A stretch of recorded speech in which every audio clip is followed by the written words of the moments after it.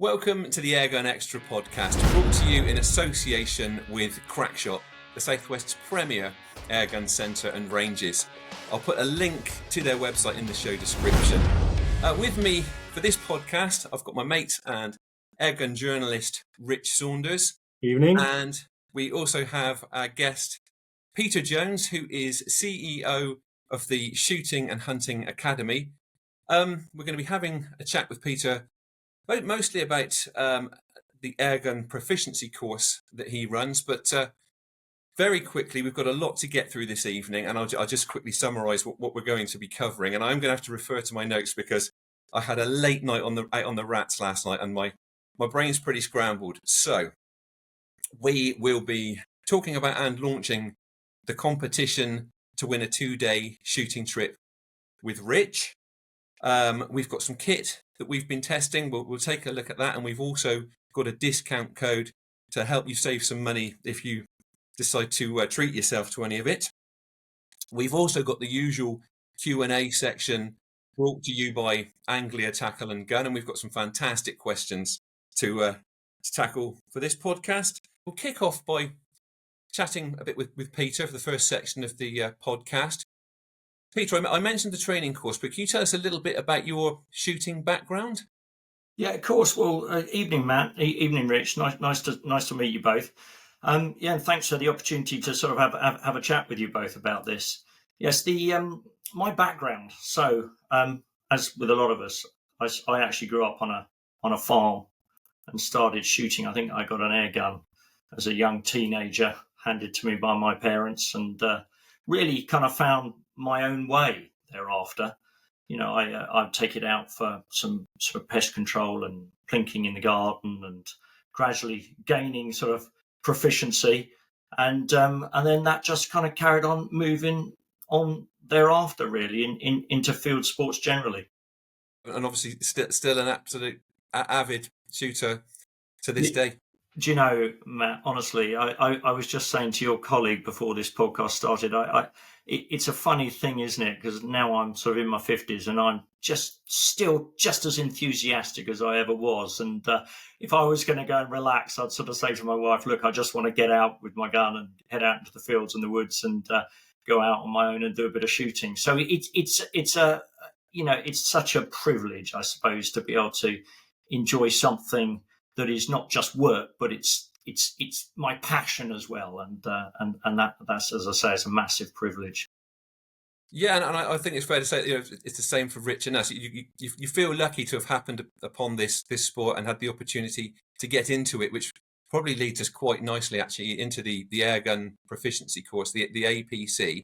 Now, in a nutshell, what is it? And who's it aimed at? Yeah, well, this is a new thing, isn't it? A new thing to air gunning, and the academy, the platform that it's on, is also new. So this is a course that is run on the Shooting and Hunting Academy. So in brief, the Shooting and Hunting Academy is an e-learning platform. Effectively, it's online learning. And the Airgun Proficiency is one of the courses that is provided on that academy.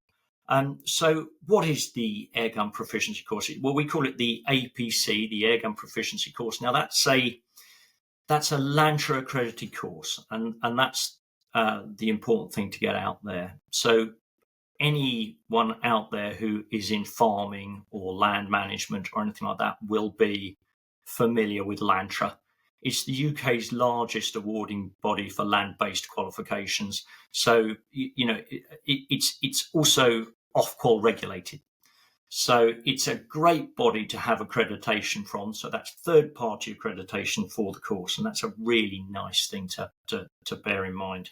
The APC itself, Matt, well, that consists of two elements is the best way to describe it. So to get the LANTRA award, there's a theory element and a practical element, and it's the completion of both of those elements effectively which then give you that LANTRA award.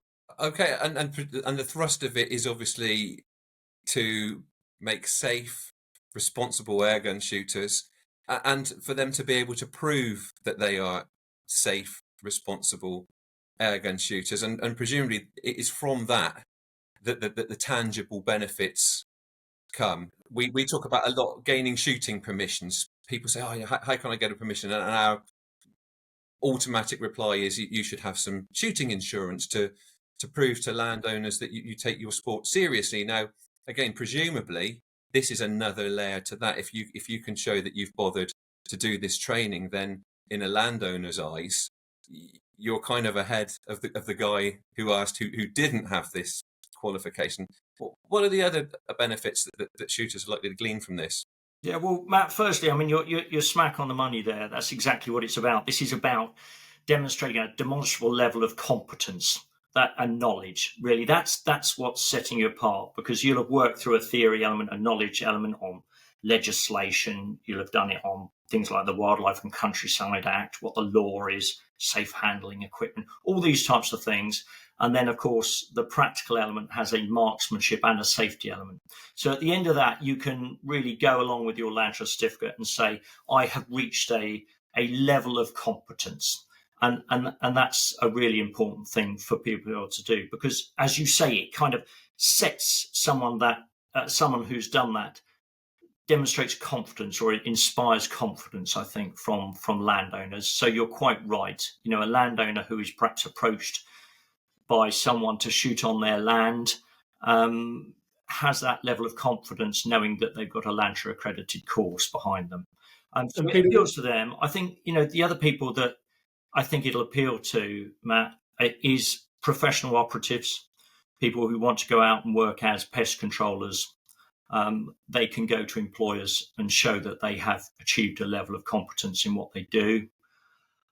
We think also that, you know, like I've given the example of myself, I suppose, being handed an airgun as a young man, and just kind of being left up to my own devices to know what it's all about and what the law is and what's safe and what isn't. Well, I think probably it's going to appeal to perhaps parents and guardians who perhaps before they, you know, spend, you know, you can spend a lot of money on airguns, but before they spend £1,000 or whatever it is on an airgun, that they think to themselves, well, hang on a second, I want to be sure that my son, my daughter, or whoever it is actually knows what they're doing and can behave safely and in accordance with the law.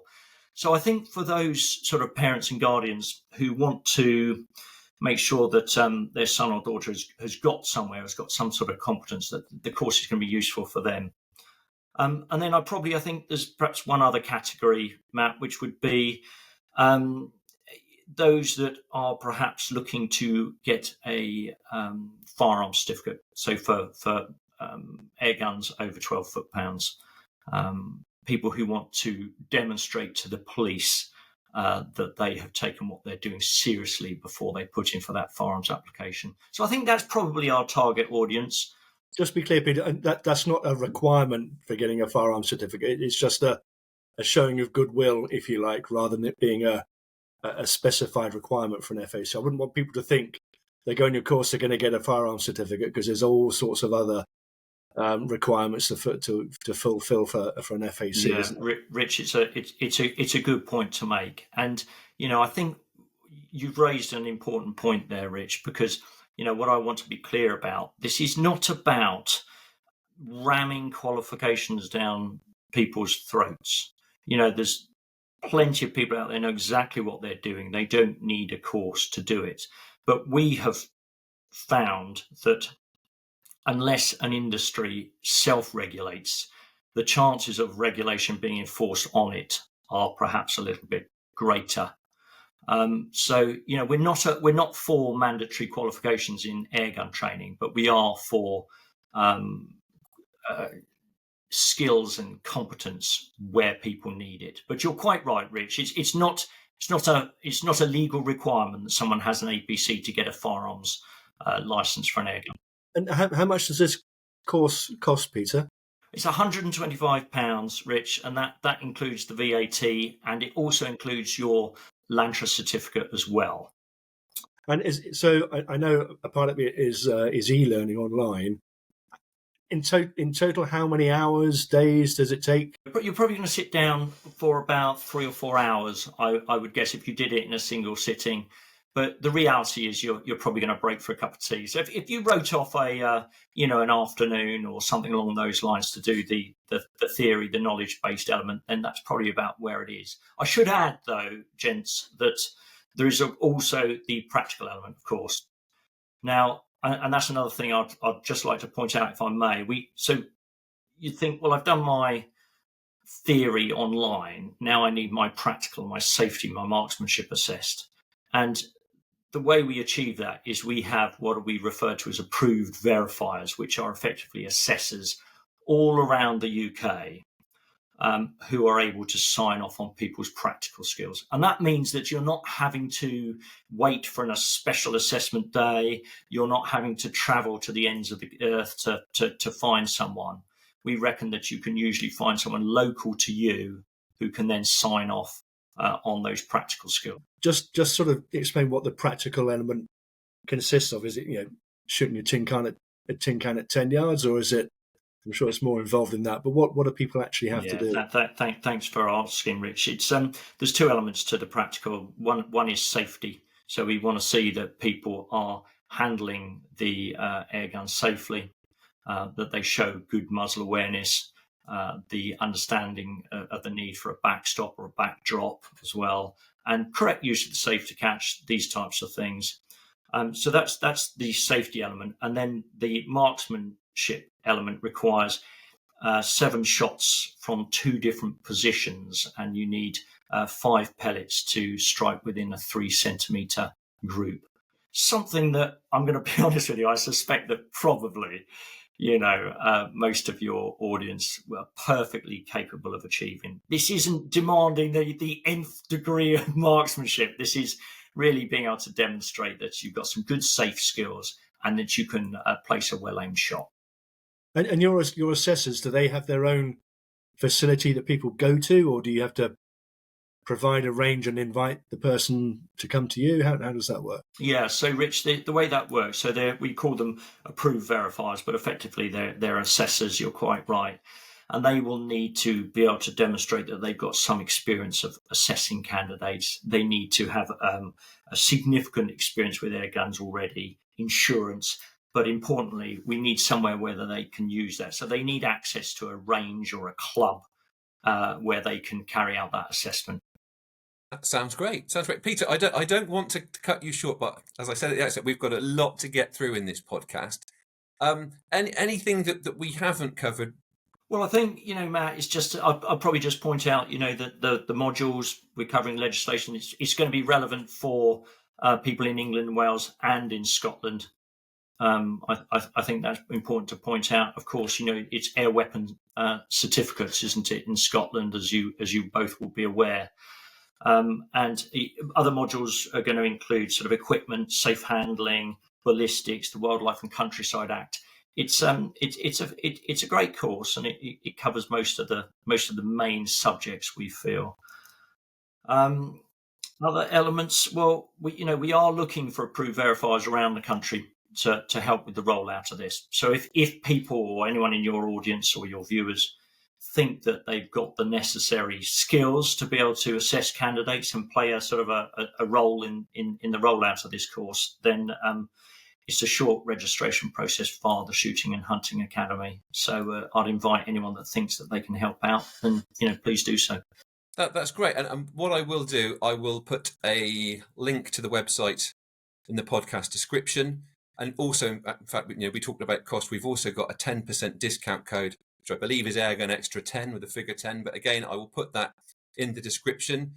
And obviously our listeners, viewers can take advantage of that, as can anybody that they know that wants to take the course. But look, thanks ever so much for your time and explaining and clarifying that, because there has been a lot of talk about this Airgun Proficiency Course, the APC, around the airgun community on the airgun grapevine. It's just nice to get some clarification on it. So thanks ever so much for your time. Good, absolute pleasure, gents. Nice to speak with you both. Okay, well, again, I'm going to refer to my notes, but we will come back a bit later on to explain to you just how you can win this shooting trip with Rich. But before that, Eaglevisioncam.com have sent us some kit to try out, which has been great fun. a lot of you will probably be familiar, certainly if you watch regular Airgun Extra videos, the Eaglevisioncam GoPro mount that we use for our scope cam recording. It's a brilliant bit of kit. It's made our lives so much easier because you can still look through the scope normally because it's got that clever periscope feature on it that saves you from having to look at a screen and shoot. But Eaglevisioncam make much more than just scope cam adapters. Really high quality kit, made in England, and Masood, the chap behind it, is a real innovator. And if you take time, if you ever catch up with him at something like the British Shooting Show, he is just fizzing with ideas. They've got an amazing product lineup, and he's always looking to evolve it and add to it. So there's often new kit coming into the range. So in this instance, we've been sent some silencers, moderators, suppressors, call them what you will.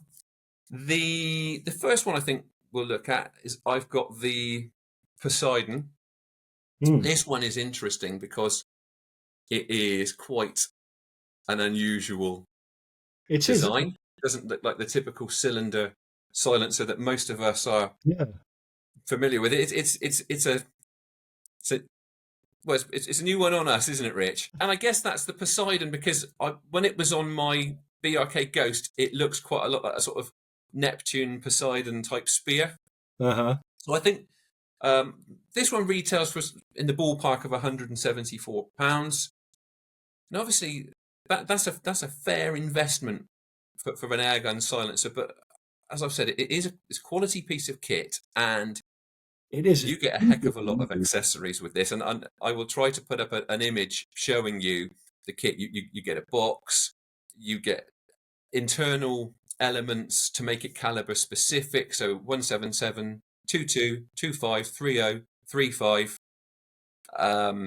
You get the tool for changing those elements. I'm using right now, which Rich is mucking about with now. So yeah, it's and also you can get different adapters in terms of the actual fitment to attach it to your gun. So it's a really versatile system. This one, again, we're going to look at my notes. It's 179 millimeters long, 52 millimeters wide. That's the 50. I think you've got the 60, haven't you, Rich? Which is yes, I have. Presumably wider. Yeah. It's 32 millimeters deep. It's actually quite light as well, isn't it, Matt? It looks like a chunky piece of kit, and it feels solid. It feels very solidly constructed, but it is deceptively light. And Masood said to me that this particular design is really well suited to tactical styled air guns. Now, I've had it on my BRK Ghost, and again, if we can work the tech, I'll show you an image of it on my BRK Ghost. And it looked great on it. Very important point before we even worry about sound suppression is accuracy. Now, again, these seem to be brilliantly engineered products. Tolerances seem to be incredibly tight, and accuracy-wise, testing on the range, absolutely spot on. Really good fit, obviously perfectly aligned. Accuracy was spot on with it, which is a really big concern because a lot of people, they buy a silencer for their airgun and wonder why accuracy goes awry, and it's often because it's clipping, isn't it? The pellets clipping the internal. I did actually attempt to do some measuring of the difference that it's actually made to the volume of muzzle report. So I got an app for my phone, and I'll say straight away, not very scientific because it's supposed to be measuring in decibels. Now, I don't know how well calibrated it was or wasn't, but the important thing is obviously if it's a higher reading, it's louder. If it's a lower reading, it's quieter. So we'll go by the numbers on that scale. I'm not saying that they're exact decibels. Now, I was very careful to ensure that I always had the mic the same distance from the muzzle. And this actually was with a sub-12 foot-pound Day-State Huntsman, and with no silencer on it at all, the measuring was 108. So that was the measurement I got for the volume. With a Huggett silencer on there, which I regard as a decent silencer, used them a lot. It was about the same length as the Poseidon as well, so I thought quite a fair comparison. That was 102, and with the Poseidon, it was 100. So it knocked 2 of those units off of the Huggett. It was quieter than a similarly sized silencer that I regard as being a good one. So not only did it fit well and deliver accuracy, but it also suppressed that muzzle report as it should. Yeah, your experiences, Rich? Anything to add to that? I didn't get as scientific as you. I just sort of it wasn't very scientific. I love the fact that you can and these, I think there's 12 or 14 different silencers in the whole range, and they have this ability to take out a liner and put in a different liner for a different caliber. Mm-hmm. So on some of them, you get up to a 30 cal liner. On some of them, the 30 cal and the 35 cal is no liner at all, but you get 177, 22, 25 as well.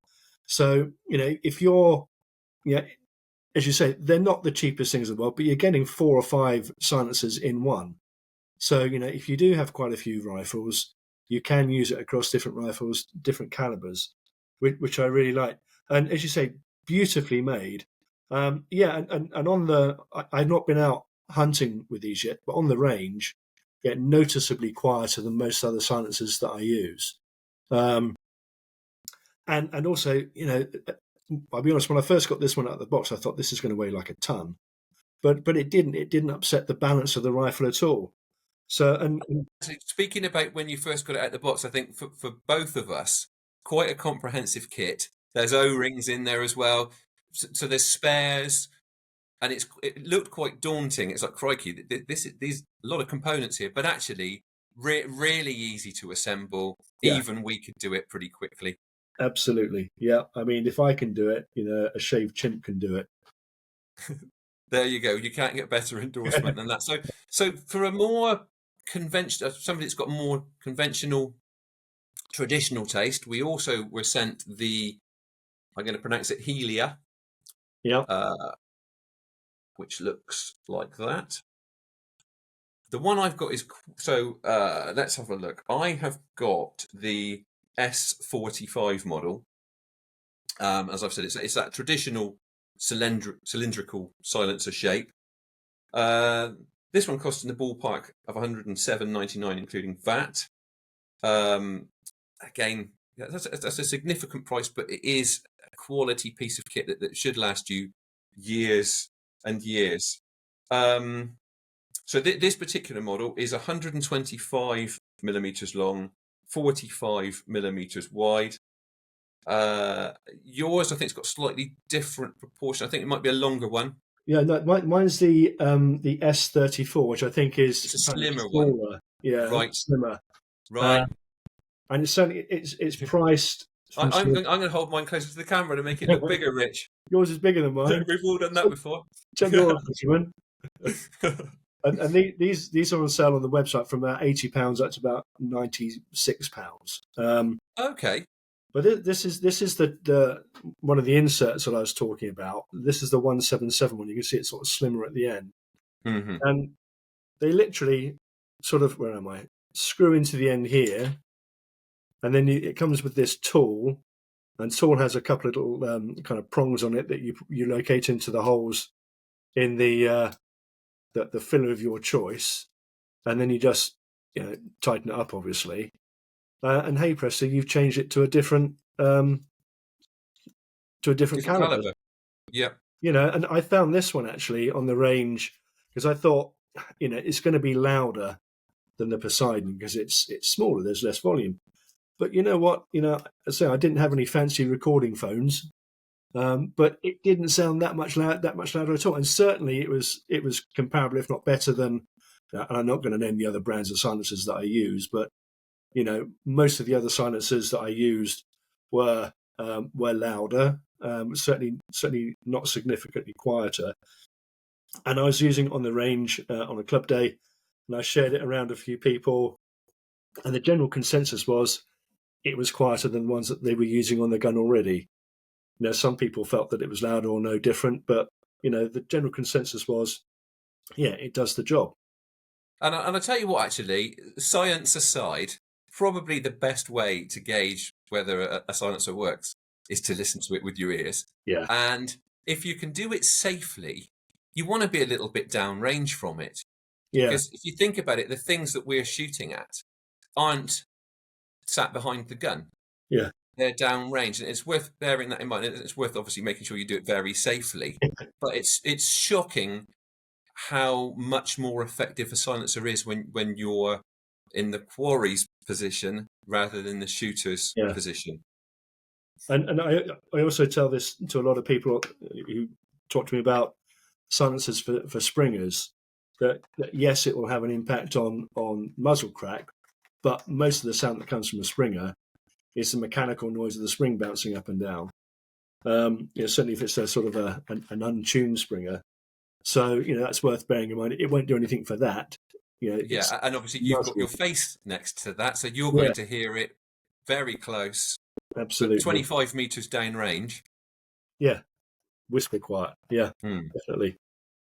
We were also sent with the Sigma model. I haven't had a chance to do anything with that yet, so we will take a look at that another time. But actually, I've been using an older version of the Sigma. I think it was the M4, probably for a couple of years now. It's not easy for people to recognise because I've covered mine in camo tape, but that has been a brilliant. I've used it on FAC air guns for a long time, and that's been a brilliant piece of kit. So I'm looking forward to trying the new Sigma model, and we will report back on that another time. What else was I going to say? So yeah, we've mentioned prices. Please don't take those prices as gospel.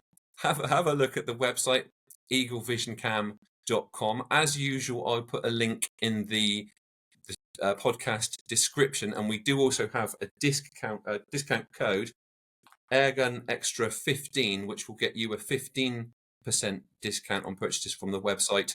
And also do be mindful that if you're buying silencers, they will need to be sent to your local RFD.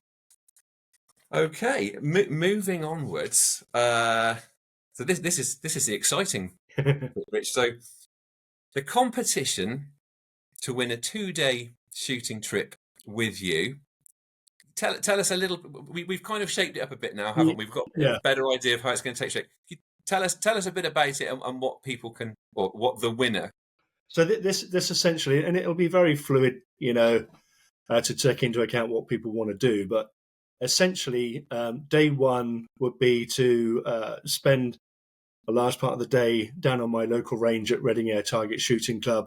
And I should say, if you win and you want to bring your own rifle or rifles, absolutely do that. But I also bring a bunch of mine as well, so you can shoot a whole load of different rifles on the range. And then for the next day, for the hunting part, then you can use one of my rifles for that as well, if you like. So we'll do the range day. We'll have a bit of dinner and a few beers in the evening. We'll put you up in a hotel overnight.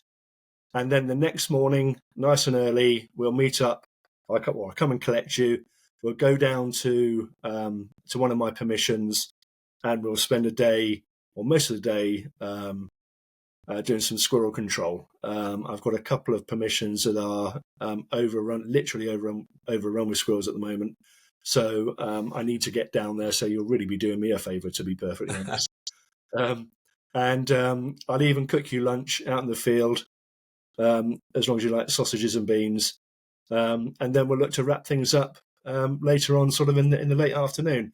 There are a few, and I believe we're going to put the fine details, the small print on the Facebook site and the website, aren't we, Matt? That's right. So basically, if people head to the Airgun Extra Facebook page, once they finish watching the podcast, give us a follow on there, and you will find a post on the Airgun Extra Facebook page telling you about how to enter this competition, what you need to do, the terms and conditions, all of the nitty gritty stuff. Yeah, will be there. There are a few things to sort of flag. I mean, number one is that one of the requirements is that you have some kind of insurance, whether that's BASC or BASA or some kind of recognised insurance. You need to be able to get to, I'm based in Reading, so you need to be able to get to Reading under your own steam and ideally back again as well, at your own cost. Now, we're not going to be walking miles and miles and miles, but you need to be able to walk, half a mile or so over a field and what have you. And also, clearly you have to be aged over 18 and legally entitled to own a rifle.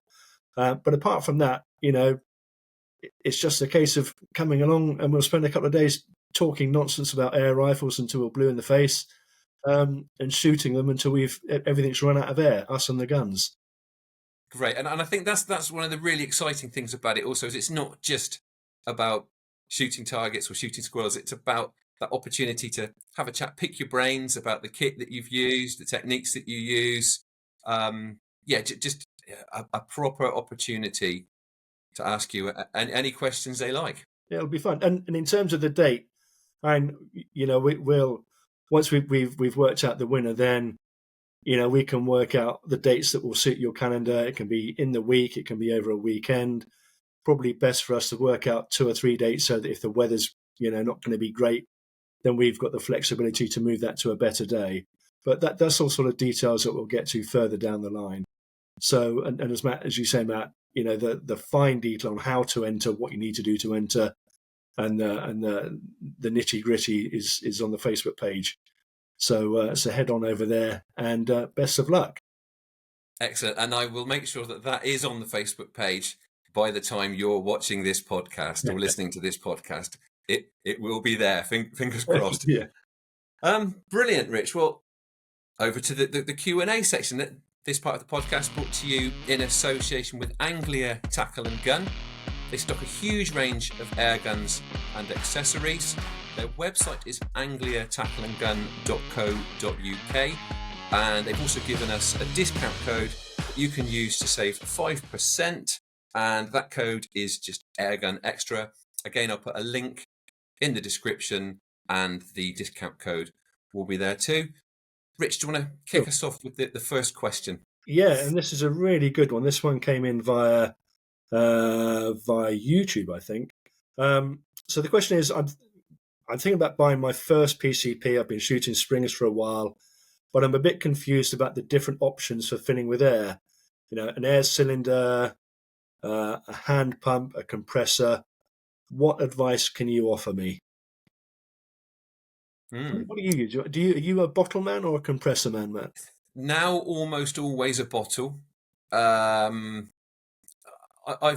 had compressors on review, and I haven't managed to hang on to one yet. But no, I can see the appeal of having your own compressor and not have to worry about bottle filling. Like most people, I mean, when did I move over to PCPs? I got my first PCP probably about 25 years ago. And then it was a choice between a bottle or a pump. Well, I could. There was quite a price differential then as well. So I couldn't afford a bottle. So I got a pump, and I used a pump for years. Perfectly good. It did the job. That's right. Yeah. Up and down stirrup pump. And in fact, I've talked about this before. An interesting thing, I was doing as I do now, I was doing a hell of a lot of shooting then, refilling very, very frequently. And I was obviously having quite a workout using that pump. Didn't know it at the time, but it was obviously giving me some decent upper body strength. And I can recall when I went across to a bottle, how all of a sudden my gun started to feel a bit heavier. And taking shots without support started feeling a bit trickier. And it took me a little while to put 2 and 2 together and realise that I was becoming weak because I wasn't doing all of these reps on the stirrup pump. But yeah, fitness aside, I do still have a Hills pump that I'll use as a standby if I need to. But I think the thing for me was when I got my firearm certificate, using big bottle guns, going through air more quickly as FAC air guns do, that pump started to feel like a hell of a workout. And yeah, it would take me a long time if I was on the range. Take me a long time for my pulse to calm down enough that I could shoot accurately again. The crosshair was going up and down like a seesaw. So went over to a bottle, and goodness me, haven't really looked back. It's to have clean, dry air at the turn of a tap. Yeah. It's so straightforward. I don't think the refills are that expensive. I have to drive about 40 minutes from where I live. That's probably the biggest nuisance for me, is getting to somewhere where I can get it filled, because I live in the back of beyond. What was I going to say? One snag, the big snag with bottles, is that 5-year hydrostatic testing. So this question's good timing, because this week I've had to ring a dive centre to sort out my hydrostatic testing, including a fill. Yippee, I'll get my bottles filled. But that testing for those 2 bottles together, best part of 175 quid. Yeah. So that's probably the snack. But yeah, but that's 5 years, and I suppose if you spread that out over 5 years, and that's 2 bottles, it's not dreadful. What's your take, Rich, on? I knew that I would never be man enough for a stirrup pump, so I just passed that by completely.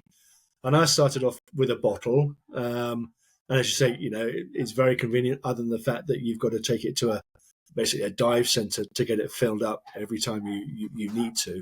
But in terms of kind of guidance to this chap here, and I would say, if you are looking at buying a stirrup pump because that's all you can kind of financially stretch to, then look at your first PCP rifle should probably be a cylinder one, as opposed to a 480cc bottle, because that will take you forever to fill up. Or fill little and often. That was something I quickly learned was that's true. Don't run it as low as you possibly can.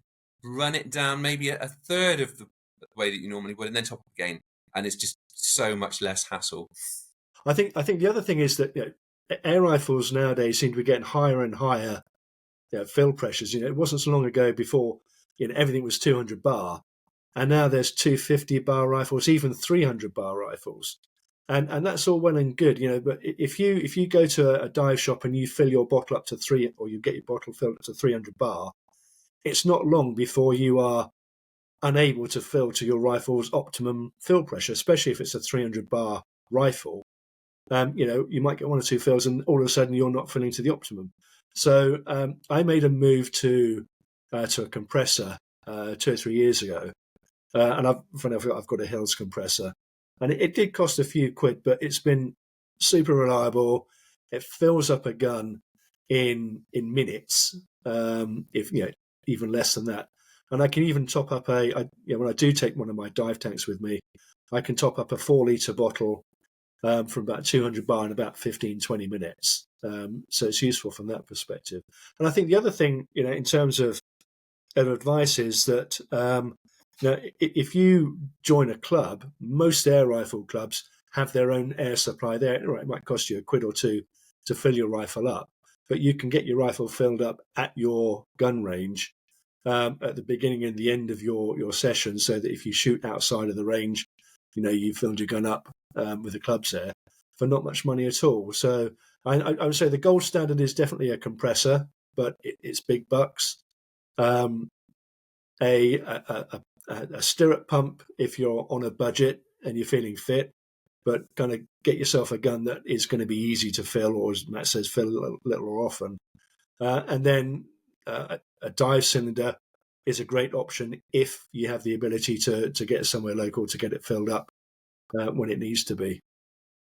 Great points there, Rich. In fact, a couple of brilliant points, because that reminds me, when I was mostly using my pump, I was mostly shooting an Air Arms S400. So it was a cylinder gun, and I was probably 190 bar.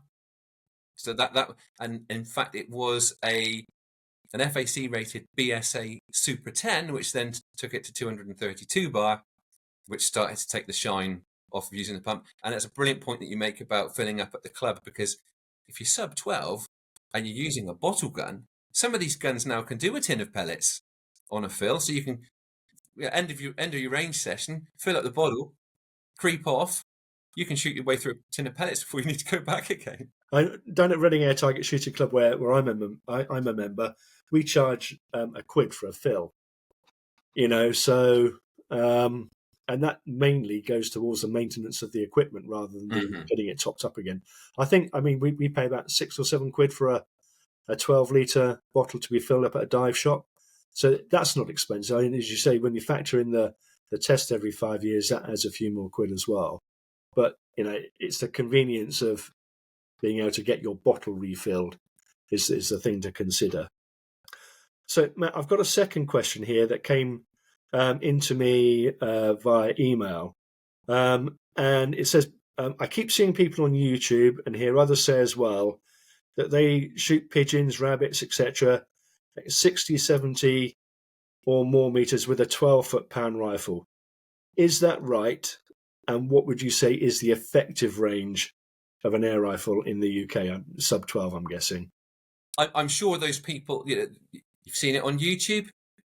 Yes, they have done that. We're talking sub-12 here.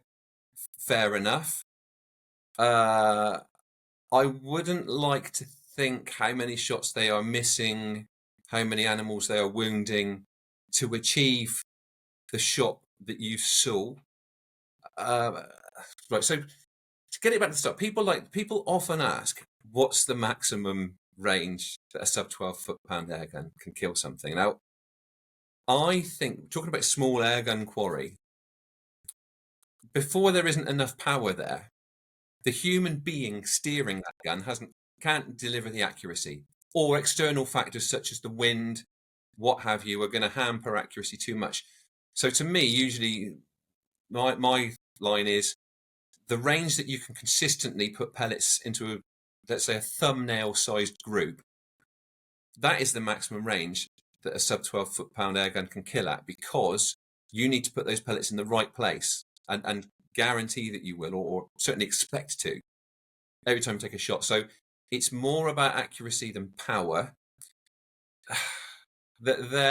So yeah, your responsible maximum will be down to the individual, because you'll know at what distance, in what conditions, from what position you can deliver that accuracy. I've had situations where I've taken quite long shots with sub-12, but you tend to be, for me, it's usually rabbit shooting off of a bipod, still summer's evening, no wind. Shoot one at 30 meters, it goes over cleanly. Shoot one at 35 meters, it goes over cleanly. Again, you've done all, hours and hours on the range. You know what your kit does. One comes out at 45 meters, it goes over cleanly. And I've had evenings like that, and I think that the furthest rabbit I ever shot with a sub-12 airgun, it was just over 55 meters. And that had gradually gone up that evening by small increments, because it was just right. If I was gone out cold and it was the first shot, there is no way I would have considered taking it. And in all honesty, I can't remember the last time I shot anything over 35 meters with a sub-12 airgun. And you know what I'm like, I rarely shoot over 50 meters with an FAC rated airgun, because I think the hard bit is getting close, and then the shot is the easy bit, and it's just pressing a switch. It's just making sure. So yes, those people are no doubt making those shots. Should they be? I think they shouldn't. And also, doing it on social media, it's just a slightly reckless way to portray the sport, I think. Yeah. What do you think? So it makes my teeth grind together when I hear people saying they shot a rabbit at 70 meters. I did a training course down at the club once, where I had some guys down there, and they were shooting rifles at targets at like 20, 25 meters, 30 meters. And then we started, a few started chatting about how they shot rabbits at 70 meters and blah, blah, blah. So I got them together and I said, right, okay, we're going to put some, and we had some pigeon paper, pigeon outline targets. And I put them out at 30 meters, and I said, right, okay, now I want 5 headshots on that. 5 headshots, not a problem. I took it out to 40 meters. I said, same again, 5 headshots on that. And they were like, kind of 4 maybe, and 1 missed. Then I put it out to 50. And to be fair, they got sort of, 2 out of 5 in the head. And I said, right, okay, now come away from the bench that you're sat behind and the gun bags that you're resting on, and come and sit in front of the bench with the gun on your knee. or however you would normally shoot. Now take 5 shots at that pigeon target at 50 meters, and like none of them hit it in the head. A few hit it in the body.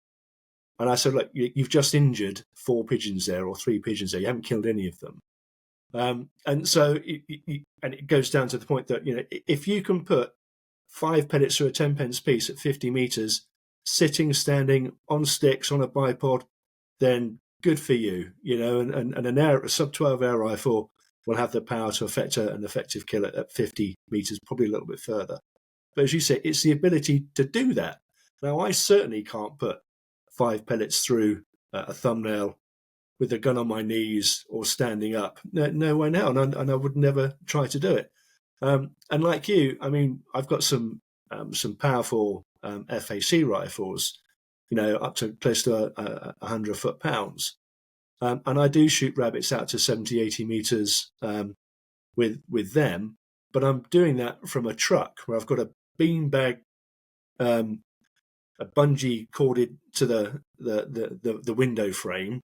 I'm usually shooting down poddy tunnels there where there's no wind factor whatsoever. But those are exceptional circumstances. If I was stalking out in the field with my 100 foot-pound rifle and I saw a rabbit 70 meters away, there's no way I'd take that shot. And the challenge would be to get within 30, 40 meters of it with an FAC gun. So I was take an awful lot of what you see on YouTube with a pinch of salt, because you don't see the wounded shots and the wounded quarry. Well, you certainly shouldn't see that on social media. And if you want to shoot things at 80, 90 meters, get yourself a 1.7 HMR and do that, because that's what they're built for. An air rifle is not built, sub-12 foot-pound air rifle is not built for shooting things at more than 30, 40 yards tops, in my view. And I know people will be screaming at the screen saying, I've shot rabbits at 70, 80 meters and it killed it stone dead. Well, good for you, but not for me. No, I agree. And also, if you want to take those mega long shots, and even with sub-12, do it on paper. Yeah. And test yourself. Take challenging shots at paper, inanimate objects. And in fact, that like you said when you were at the club, that doesn't have to bring it home how difficult accurate shot placement is at long range. Even with FAC, and the wind plays, funnily enough, this week we have had some stiff gusting winds. So I've been out doing a head-to-head test between pellets and slugs. And I could only, even with slugs, 900 feet per second. So I was running at about 50 foot-pound muzzle energy at 70 meters. That was the only range in that breeze that I could get meaningful, measurable groups with 5 shots hitting the target card. And it was less than that. With 18 grain pellets, so 900 feet per second, but nearer sort of 33 foot-pounds then. 5-shot groups were not all hitting I think there's a 140 mil target card. All 5 shots were not hitting that at 70 meters at that power level in probably a 15 to 20 mile per hour side wind. So was that sitting down from a rested position? That was from a bench. That was from gun rock steady on a bench. Really brought it home. And in fact, I will use that for a piece on the main Airgun Extra show sometime, because it's quite fascinating. And this was with high quality ammo as well, which in calm conditions, thumbnail groups at 50 meters with this setup, no problem. But bit of wind, 60 meters wasn't good, 70 meters was dreadful, and it really brought it home. I think sometimes people, they shoot at a target at 50 meters and they get a bullseye. They think, this is great, I can now shoot things at 50 meters. And they forget the 5 shots that missed. It's not about one. You have to shoot things at 50 meters. You have to put every single shot through the bullseye, not 1 out of 5. Right. Well, I think we're agreed on that one. Yeah. Off my soapbox. Yeah. Next question. This is another interesting one, actually. Do you think PCP air rifles have got so good now that they are too easy and too boring to shoot? If I had a quid for every single time I've heard people down at the club say, PCP, it's boring, it's too easy.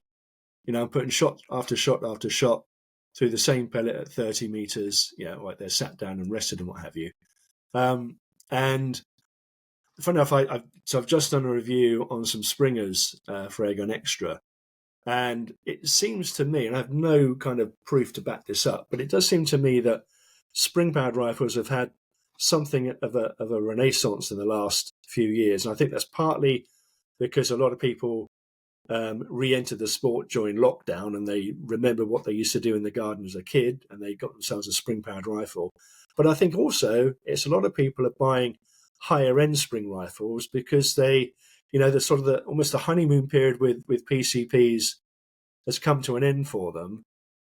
They do find them quite easy to shoot, especially if they're range shooters, and they want the challenge of a spring-powered rifle.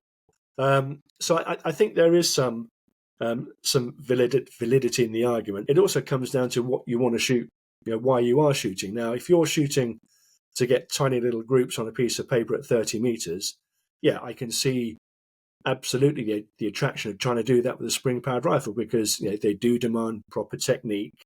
And if you get it wrong, then the shot doesn't go where you want it to.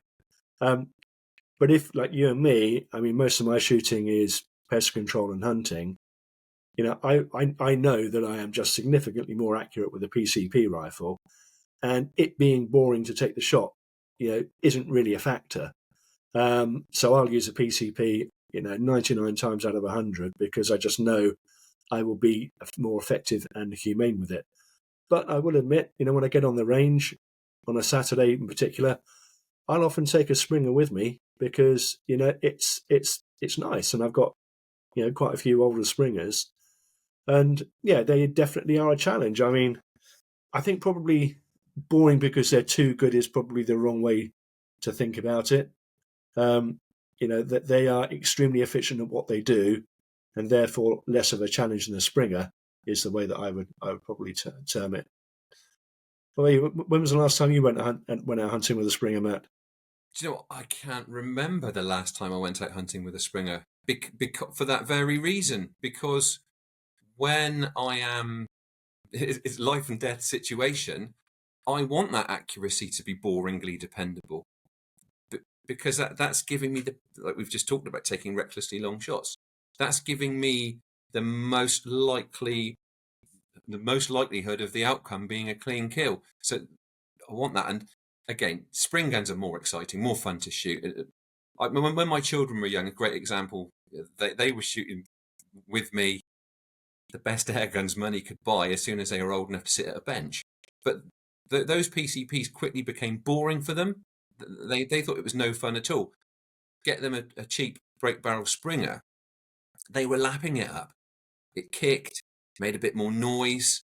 They got oil on their fingers, cocking and loading it. They love it. All much more fun, but not such an efficient tool for clinical pest control. In fact, I've just reminded myself.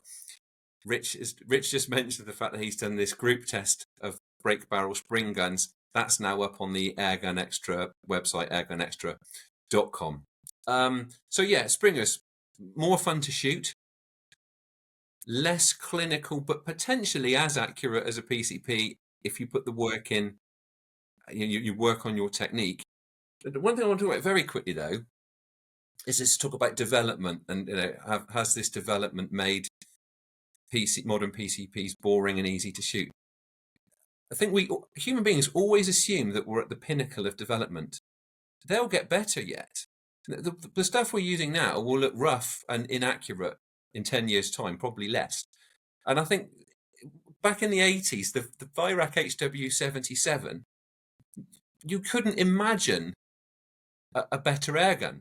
If you could, somebody would have built it. So that was and there were probably people that said that was boring and it's got a fixed barrel. That's not as good as having a wobbly break barrel. It doesn't take as much skill. So people believed that was the pinnacle of airgun development. And we believe we're at the pinnacle of airgun development. Now, it will keep going. People say, oh, yeah, but this gun can put pellet on pellet at 30 meters. Yeah, it can from a bench. But the next development will be more likely to put it pellet on pellet at 40 meters or 50 meters. And also, the way the gun fits, the way the gun balances, the faster lock time will make it easier to be pellet on pellet, standing, sitting, kneeling, not on the bench. So there is always room for improvement, and I believe it will just keep going. So yeah, if you think they're boring and overdeveloped now, you wait till what's coming. Well, you only have to look at night vision stuff. We were talking about this on a previous podcast, just how far that's come in less than a decade, significantly, 7-8 years. Just, if you put what we were using 7-8 years ago beside what we can use now, the difference is just enormous. And I think that's just like a faster rate, but an example of the same thing. Yeah, and also people like to slag off the top end kit, and I found this a bit with the Daystate Black Wolf launch. People like to have a swipe at what's at the top of the tree. Oh, it's too expensive. It's too advanced. Blah blah blah blah. Now, the great thing about development is that it makes the previous tech become more affordable, which is what's happened with night vision and thermal. The last month's tech costs a bit less than this month's tech, and that's what happens with guns. So in a short while, the performance that you now get from a £2,000 airgun, you'll get from the equivalent of a £700 airgun, because that benchmark will shift. Mm-hmm. So it just becomes more mainstream, more accessible, more affordable as the top end goes further and further. So I think that there shouldn't be this fear and distrust of high quality expensive kit, because firstly you don't have to use it, and secondly it makes the further the top end goes, the better the mid and even the lower tiers of the market will be, because that's just the way it works. And I think it's no accident that we've seen this influx of rifles. I'm thinking a lot of the Crowell rifles, Rexamex rifles, the Pressy-Hole rifles, in this sort of £400, £500, £600, £700 range, because all of a sudden that looks like a real bargain compared to a £2,000 rifle. Now, if those £2,000 rifles didn't exist, and the most expensive rifle you could get was an £800 rifle, then you wouldn't be getting these Rexamexes and Crowds coming over. So I think the more the top brands innovate and elevate the sport, the more they are creating opportunity for others within the industry. Whether that's a good thing for them or not, I don't know, but I think it's certainly a good thing for us as consumers. Yeah, and as it does show how that performance cascades down, because 15 years ago, if you had a gun like the Reximex, the Crowls, like I said, Pressy-Holes, guns like that performance would have been the pinnacle.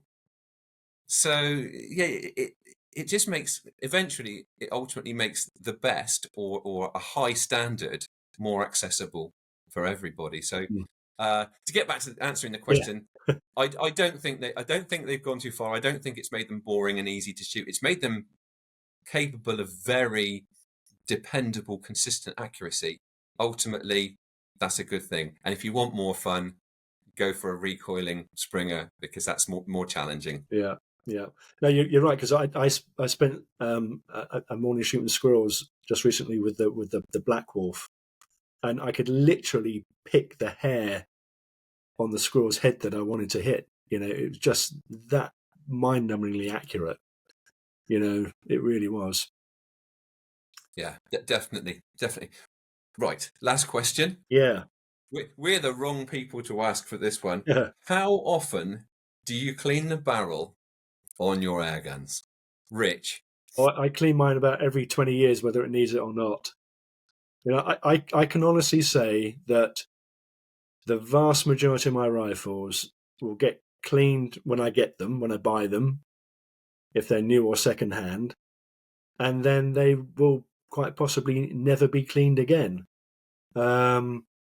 Now, I'm not an HFT or a competition shooter or anything like that, and I understand those guys, it's probably more significant in that world.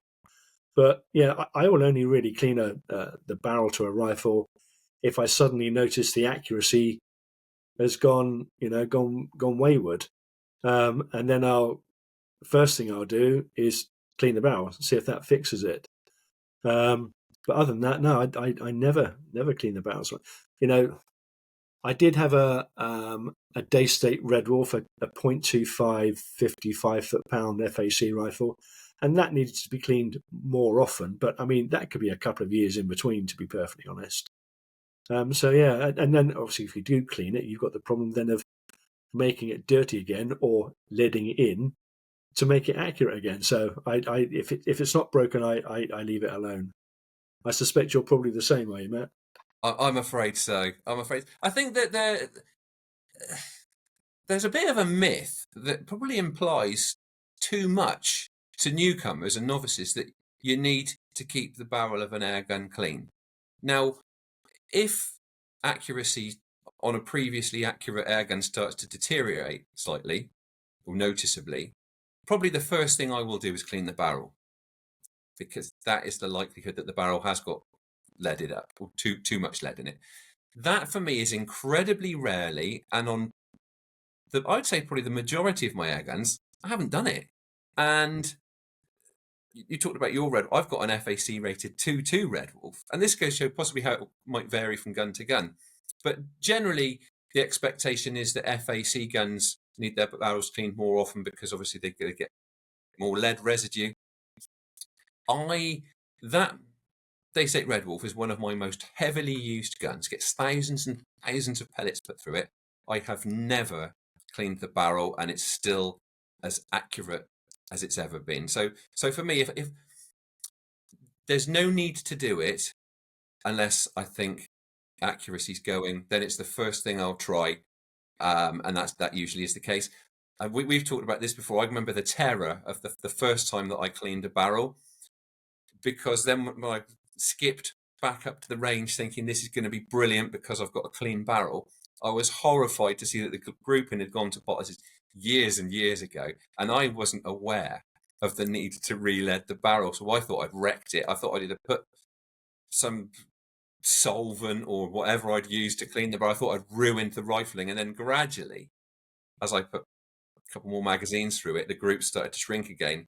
So yeah, for those of you who aren't aware, when you've got a clean barrel, it needs a bit of a coating of lead achieved by putting a few dozen or however many pellets through it to get it working to its optimum again. So yeah, that was a nasty surprise to me till it started coming back again. Yeah, and as I say, and the only other time I clean is a brand new rifle, because obviously manufacturers put some kind of lubricant or grease or whatever inside the barrel because it could be months in the shipping transport process. So it's always worth giving a rifle a few pull-throughs as well. And do you use a pull-through, Matt, or do you shoot felt pellets, or on the odd occasion you've had to do it?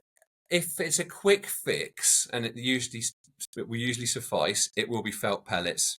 If I think it's a really filthy, crudded up barrel, I've got the Napier gun cleaning kit, air gun kit, whatever it's called, with the pull-throughs. But apart from new guns, it's been a very long time since I last cleaned a barrel because it had too many pellets through it. I don't do a lot of slug shooting, and I understand that if you're using slugs, there's more contact with the barrel, could get dirty quicker because of that, so that they tend to need more frequent barrel cleaning. Like I said, I did a bit of slug testing this week, but by and large, I don't do a lot of slug shooting. Me neither. No. And I've never used it, but I've heard people say to stay clear of the brass rods and the brushes on an air rifle. I think that's just too aggressive for an air rifle. So yeah, felt pellets or a pull through. Yeah, I think so. Felt pellets or pull through until it comes out clean, and then that should suffice. Well, I think that gets us to the conclusion of this podcast, Rich. Thanks again to Crackshot. They're based in Newton Abbot, and also to Anglia Tackle and Gun. They're based in Norwich. Both those stores also have websites, and I will put links to them on the description. And also we've got a discount code for Anglia Tackle and Gun. Before we're back, don't forget to have a look at the website airgunextra.com. As I said, Rich's group test of spring-powered brake barrels is on there. I've also got a review of the FX DRS Tactical. And have a look at the Airgun Extra Facebook page. if you fancy winning a couple days shooting with Rich. Rich, thanks for your time. We will be back again with another podcast in a few weeks.